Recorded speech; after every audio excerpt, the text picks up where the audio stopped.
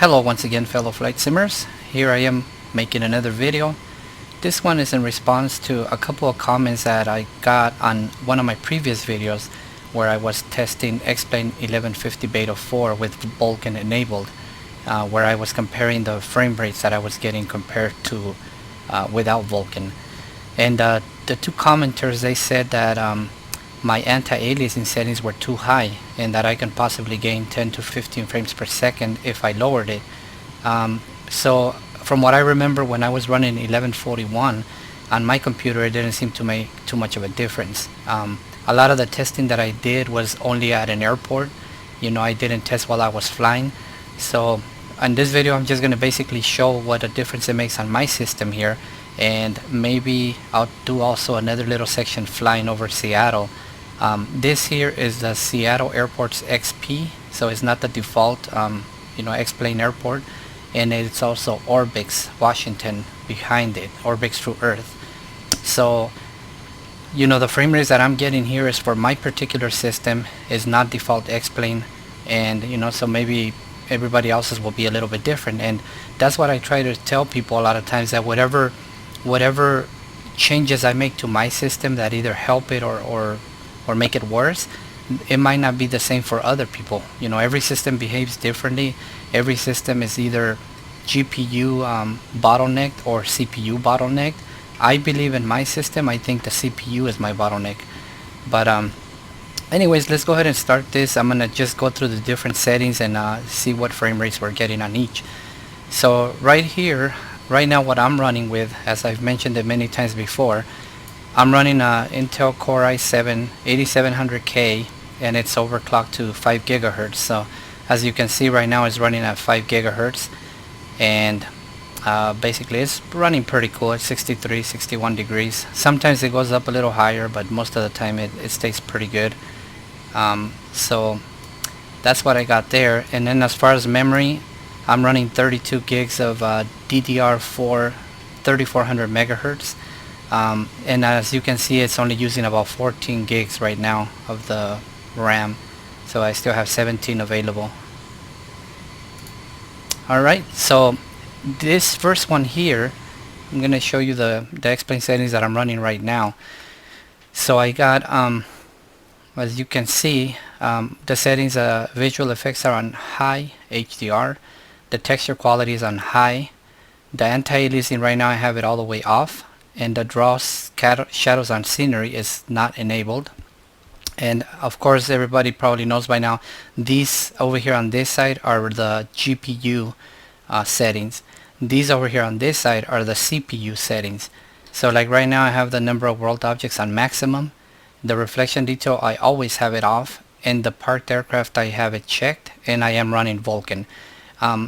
In my system, once again, I haven't really noticed too much of a difference if I do not draw parked aircraft, so I always leave it on. So anyway, so that's what we're running right now, and as you can see, it looks pretty horrible. You can see all the jaggedness everywhere, on the runway, especially on the runways and the taxiways. You could see the jaggedness, the shimmering. When I zoom in and out, you could see that shimmering a lot. And even on the airplane, of course, you could see, you could see a lot of shadows. The shadows, I'm sorry, not shadows, edges, sharp edges. The shadows, I believe I heard somewhere that it is an issue with Vulkan right now, and hopefully they're going to get better in the future. But right now, no matter, you'll see that once I turn my aliasing all the way up, the shadows are still going to look terrible. And inside the airplane, it also, like, you can see the shadows right here.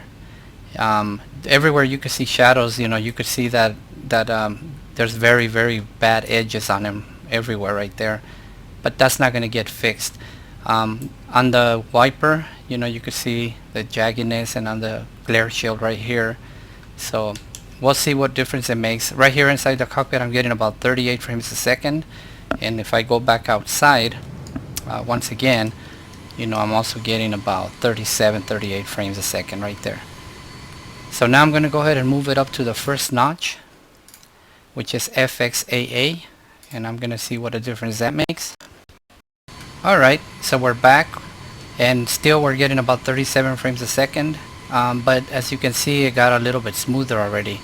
You don't see as many jagged edges anymore. It looks significantly better in my opinion. On the runways you could still see the shimmering, but they don't look nearly as bad. So right here, if we look over to this side, you can see we're getting 48 right there, 47. It all depends on the direction you're looking and how much scenery there is to draw. And obviously if you look up at the sky, the frame rate will go even higher because there's nothing to draw but clouds. So right there it went up to 62 right there. But once you start going into the drawing the airport little vehicles and terminals and airplanes and everything, and it drops quite a bit right there. Alright, so you can see that under the same view we're still getting about the same 38 frames per second. Now we're going to go up to the next one up, which is 2x SSAA plus FXAA, and we'll see what a difference that makes. Okay, we're back again, and we're still getting 38 frames a second on that particular setting there, the third one up. But every step up that we go, you can see that everything looks a lot smoother, except the shadows. Like I mentioned before, the shadows still look kind of edgy, but the airplanes now, they're very smooth. All the edges and everything is very, very smooth, and the terminal buildings and everything. And you don't see as much of the glimmer, the shimmering on the buildings anymore. You still do kind of see it on the runways, especially some of the lines out here. But this is okay. This is bearable, I guess you can say.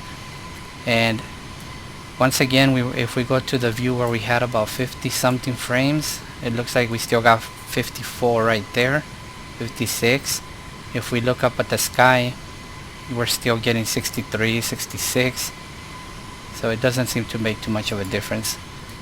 And then if we look towards the city, once again over here, we're still getting 37, 38. So it's pretty much exactly the same. We'll go back up to the next one. Okay, the next one up is 4 times SSAA, which I believe is super sampling anti-aliasing. Alright, with super sampling anti-aliasing, we're back again, and you can see we're still getting 38 frames a second if you look at the same views as before. It's still the same, but actually now I can see a little bit more shimmering, not shimmering, but you can see more jagged edges on the runways right here on this particular setting.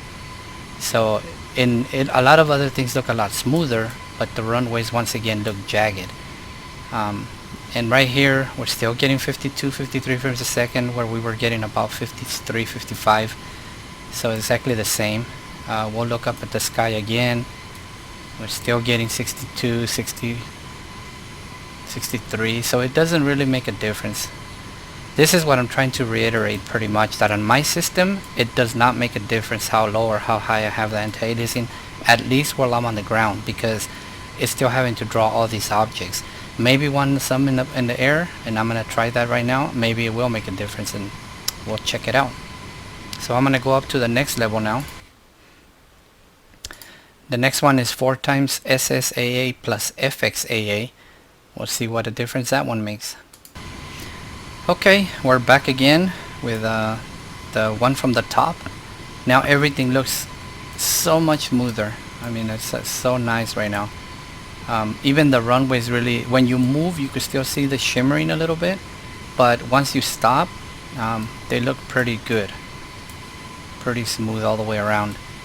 And obviously the terminals and the airplanes look super nice now. And these are just static aircraft that are drawn. This is my aircraft that I have loaded is a Zibo 737 with the VATSTAR livery. So as you can see, it looks really, really nice, except for the shadows, like I said before. But anyways, once again, we're still getting 38, 39 frames a second. And now we're going to go to the last level, which is the maximum 8 times SSAA plus FXAA, which is the highest quality. And this is what really upset that viewer that commented that it was too high. Okay, so if we go back here to the same view again, pretty much, I think it was somewhere on here, I'm still getting 37 frames a second. So if anything, I lost 1 frame per second, going from, you know, the other settings all the way up to the maximum.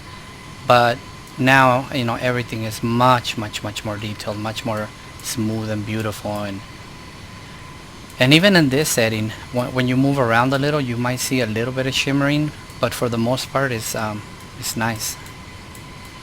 And like I said, at least on my system, it doesn't really take a hit as far as frames. Right here, I'm in the same view as before. I'm still getting 56 frames a second, which is exactly the same. So I'm willing to trade a little bit of frames for quality, because the shimmering really does, it looks like crap, you know, when you got all those jagged edges.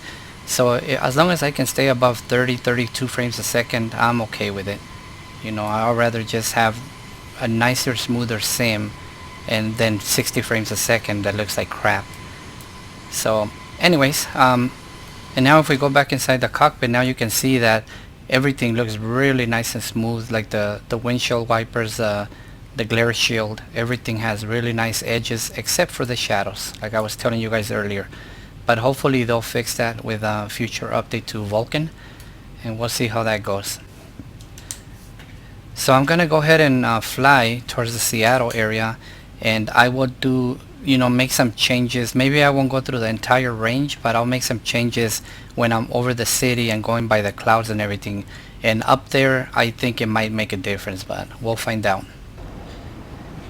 Okay, so here I am cruising over Seattle now, and I'm doing about 35 frames a second right here. I'll go outside of the airplane.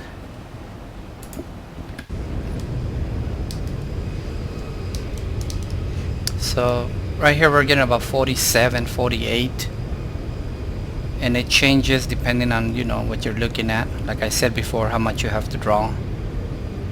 Every single thing that you change. Right here where there's a lot of water, getting about 51 frames a second, 52.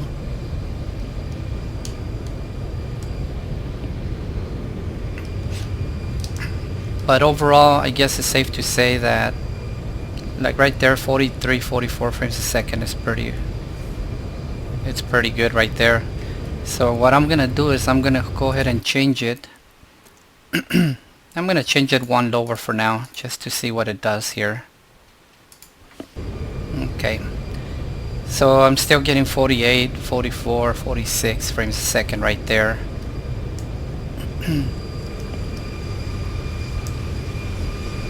So that's only one setting lower.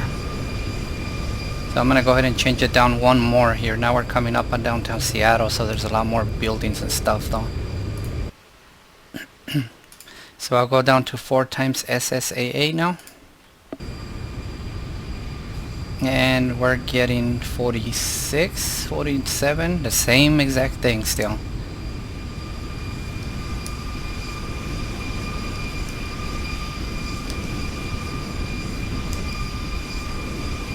So right there with a lot of water, yeah, you know, you go back up to the 50s again.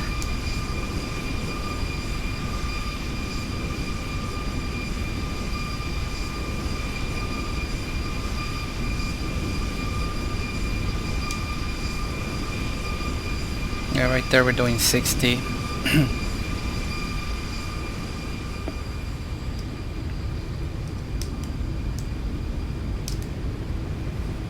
50 frames right there, 56. Alright.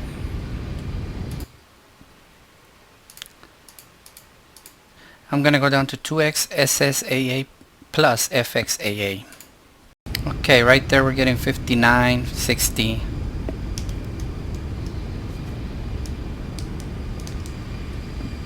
49, 53.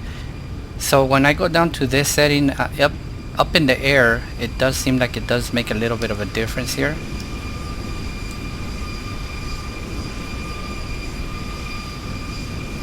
Let's see what it does with downtown Seattle back there now. So 48, I can't even see the number, 46. So it's not a very big difference. If, you know, like I said before, it's probably like 2 to 3 frames for me And it's really hard to judge it. It's like you would have to look at the exact same scene in order to, you know, get an accurate gauge of the frames, comparing the different anti-aliasing settings. If we look up at the sky with nothing on it, yeah, it goes way up to 60 something there.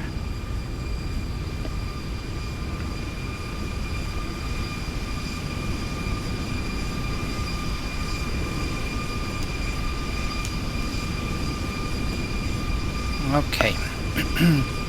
I'm gonna go ahead and turn around. Well, let's look inside the cockpit right now. So inside the cockpit we're getting 45, 43, and right there about 46 and 48. The biggest hit is when you're looking at the instruments. That's when it seems to drop down. So that's 41, 42 right there. So I'm gonna go ahead and turn around and go back towards downtown. Alright, so we're back heading towards downtown Seattle again. So I'm gonna go ahead and go down to the next one. So now we're gonna go down just to FXAA. Alright, now you can see the shimmering. That looks horrible.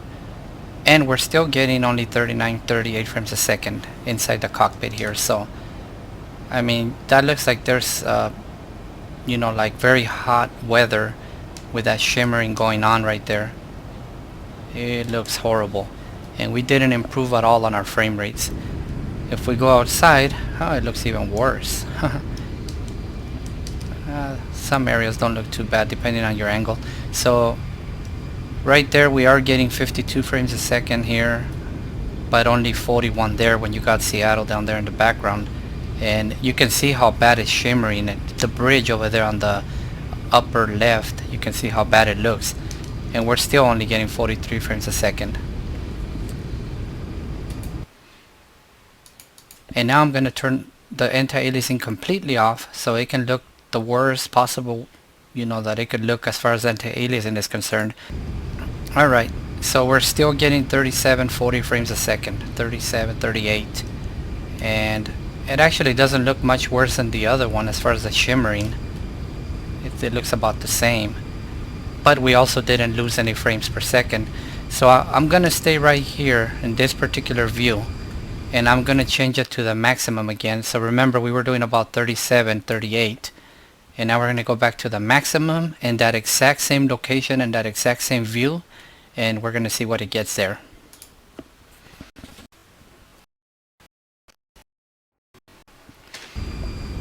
Alright, so we're getting 39, 37, 40, but there's no more shimmering.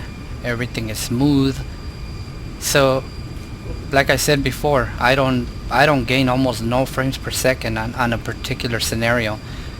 You know, it's exactly the same whether I have anti-aliasing all the way off or all the way up, which leads me to believe that it's not my graphics that's the problem.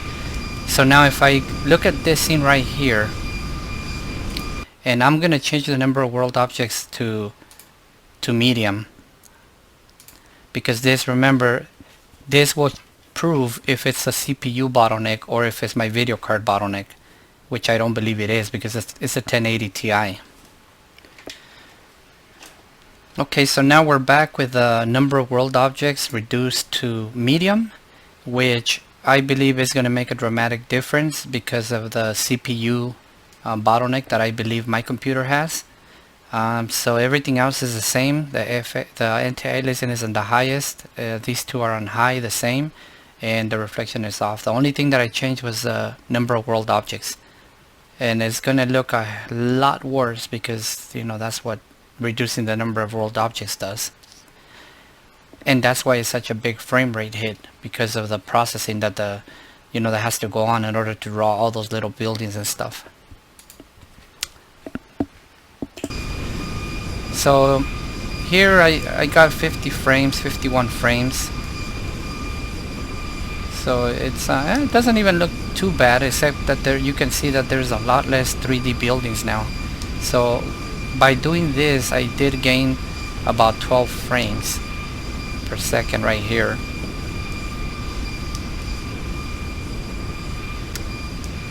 So once again, that just goes to show that on my computer the anti-aliasing doesn't make a difference. But now you can see how bland everything looks on the surface there. Everything is just like an image. There's not too many 3D houses, you know, so it looks a lot worse. And I am getting, depending on the view that I use, you know, I am getting up to 50 something frames a second now. And if I go inside the cockpit, I'm also getting the same as before. Seems to be hovering up between 38 and 46, so it didn't make a huge difference there. Now I'm gonna just change it up to 1 above on the number of world objects. So it's gonna look a lot better, but we're gonna obviously see, you know, how much better it looks and how many frames we lose right there. Okay, so we're back again with the number of world objects on high. It's 1 below the maximum, and we're still getting about 48 frames a second, 44.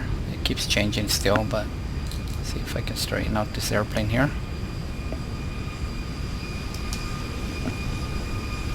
So there we go. It looks a lot better now than with medium, because you can see a lot more, everything is filled in more with buildings and stuff. But yeah, right there we're getting 45 frames. So anyways, hopefully this made my point that at least on my system it doesn't really make a difference in the frame rates with the anti-aliasing. I hope I made that point clear already so many times that I mentioned it. But it really surprised me that you know, that it really bothered, you know, one of my viewers that I had it set that high. I think, to me, like I said, the one that is making a huge difference sometimes is the number of world objects. And before Vulkan, I couldn't fly on maximum unless I was flying a very cheap generic little stock aircraft. If I try to fly the Zibo, I had to lower it to maybe high or even medium, because I would barely be able to hover in the high 20s. So anyways, that's it for this video here. Hopefully it clears something up for people, and see you on the next one.